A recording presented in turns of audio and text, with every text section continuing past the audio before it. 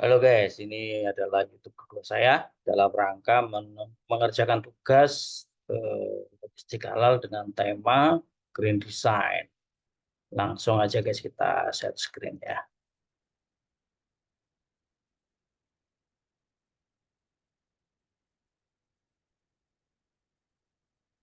Baik, jadi kali ini kita akan membahas tentang Green Design ya, yaitu eh, yang masuk dalam supply chain management.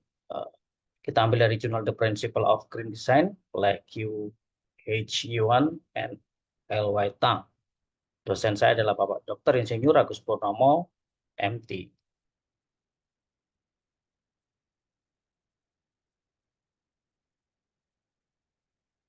Baik, kali ini kita akan membahas 10R, Principle of Green Design ya. Jadi ada 10 hal yang kita bahas secara singkat ya, yaitu satu tentang reduce, reuse, recycle, renew, recharge or refill, repair or remedy, remanufacture or recover, replace atau replan, kemudian reclear dan refine. Kemudian terakhir adalah remove.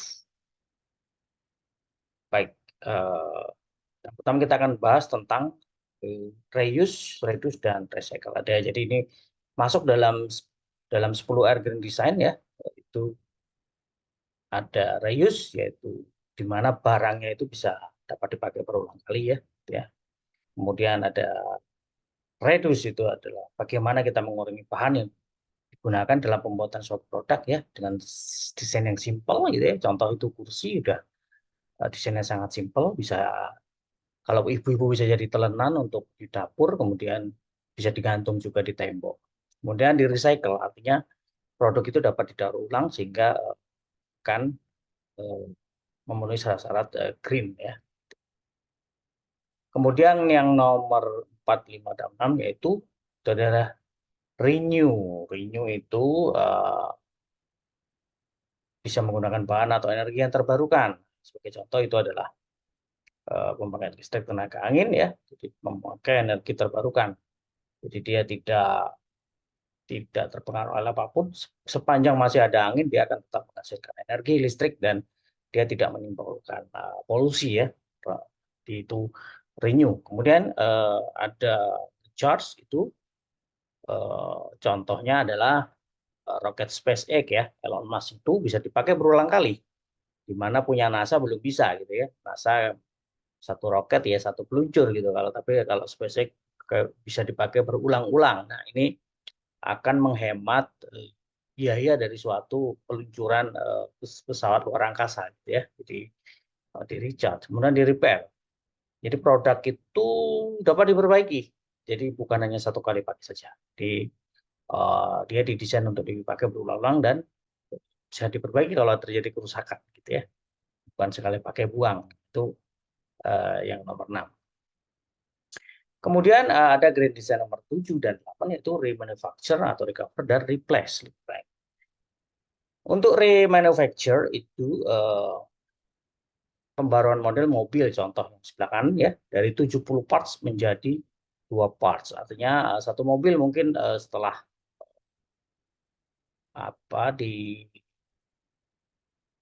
diproduksi dan digunakan, kemudian TK pabrik akan melakukan lagi, dia bisa, ini bisa disimpelkan. Jadi misalnya dari satu bagian, contoh itu digambarkan bagian kaki belakang gitu ya. Ternyata sebelumnya 70 parts gitu ya. Nah, ternyata setelah dilakukan riset teknologi, ini bisa menjadi dua bagian atau 2 part saja, sehingga itu akan menghemat sangat banyak parts ya, sehingga itu harga mobil bisa ditekan, terus pemilik mobil juga akan merasa diuntungkan karena jumlah partnya sedikit, otomatis maintenance-nya juga membutuhkan biaya yang lebih sedikit. Kemudian replace atau replan. Jadi produk itu harus standar dan umum, general, universal gitu ya. Jadi ini contohnya adalah charger. Nah, charger itu kan sekarang sudah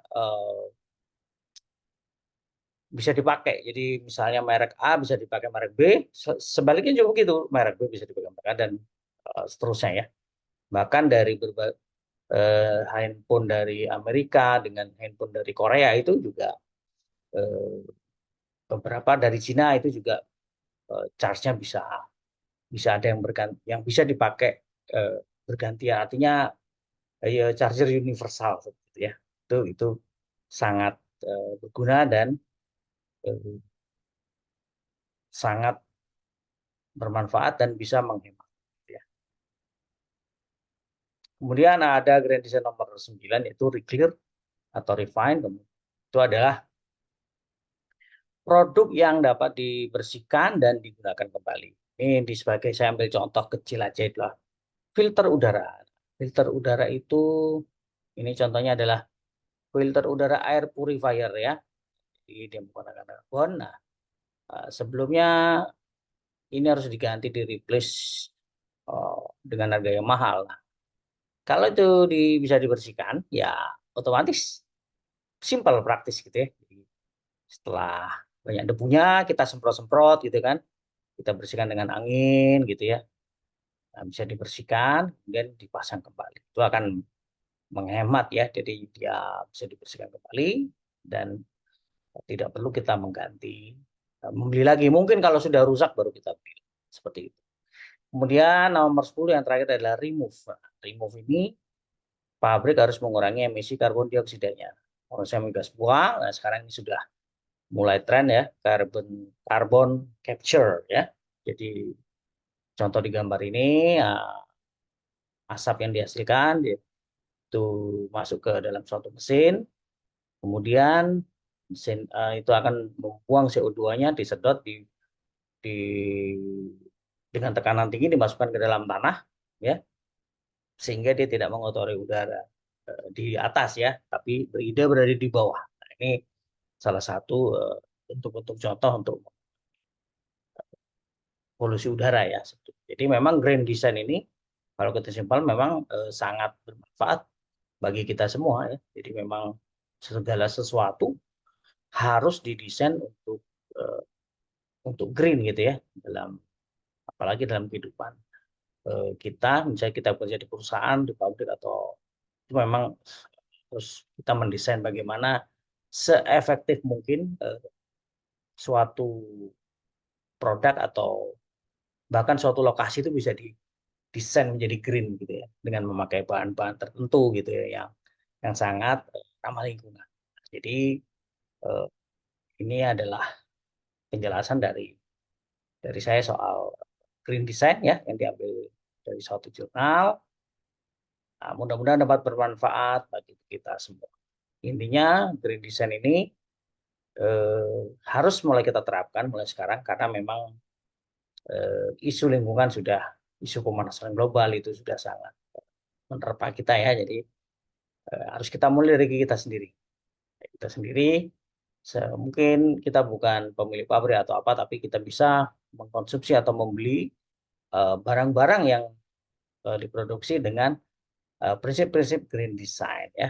Jadi mulai dari situ kita bisa akan ikut berpartisipasi dalam menyelamatkan. Demikian yang bisa saya sampaikan. Terima kasih perhatiannya. Mudah-mudahan presentasi ini berguna bagi kita semua dan salam logistik. Terima kasih.